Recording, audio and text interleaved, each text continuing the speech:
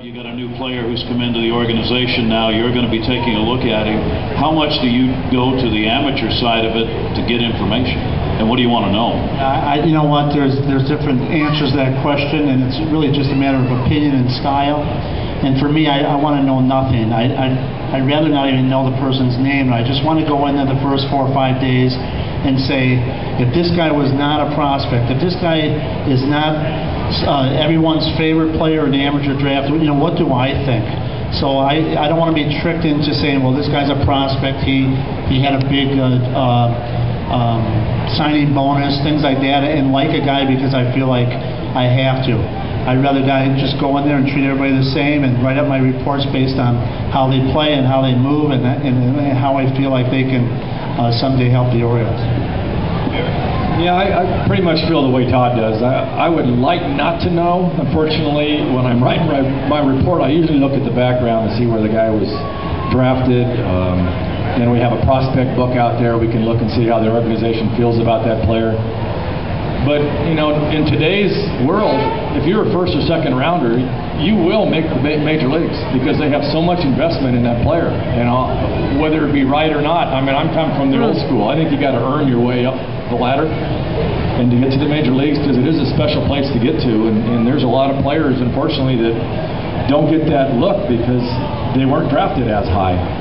So, you know, work ethic for me, how they perform on the field when I'm there watching, along with how they've done during the year. You know, I kind of combine the stats because I can come in and see a hitter just perform great for 5-6 days, and you know, I would love the guy, but I look at the stats and he's hitting 150.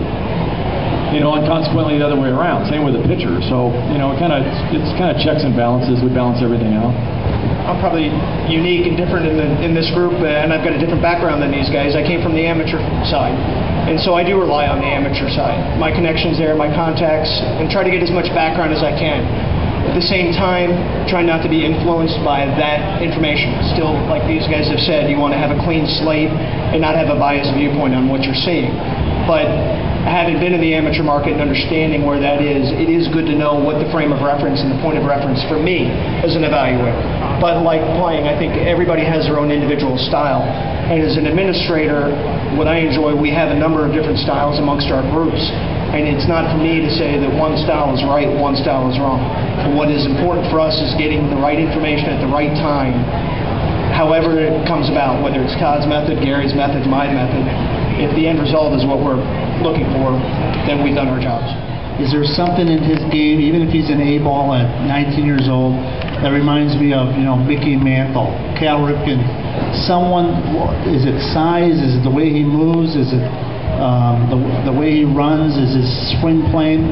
And then the other thing for hitters for me is, you know, how will his swing play in the big leagues? When the game gets really fast and really sharp, we have to rely on how we played and when we played. And does this guy remind me of that kid that was a great prospect in Double-A who everyone thought was going to be great when I was a player, and he never got to the big leagues because he had a flaw in his swing or something mechanical on the pitching mound that just does not translate into a major leaguer? Well, the first part of your question, I think, and it's a tough job because, you know, we've all been together just a few years, and for him to determine the difference between myself and Todd or a couple of other scouts, I'm basically a low grader.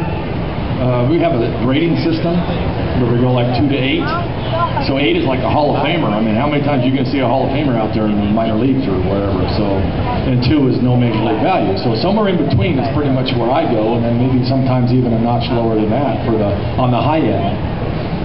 So, you know, Lee, as you see, you know, he's seen a lot of the players that I write on. So I think, you know, he can determine that, you know, I'm kind of more of a conservative grader, where some other guys just, you know, throw high numbers out there. So you got to know who's, you know, you kind of know that when you're reading a report. Now, like I said, when I go to watch a game, we're not there for a month, you know, to watch these players. We're there, like, if you get reads from coaches and managers that have these players all year round, they're going to give you a far more detailed and more accurate report on that player than when we come to town for a week. So that's why I kind of look at I try to figure out on a pitcher and a hitter, their strengths, their weaknesses, how do they perform against the competition they're playing, what I think of that competition that they're playing against and how they perform. And then I kind of combine the stats because I'm only there for 5-6 days. That's pretty much how I view a player. I'd like to just touch on being a low grader, high grader thing.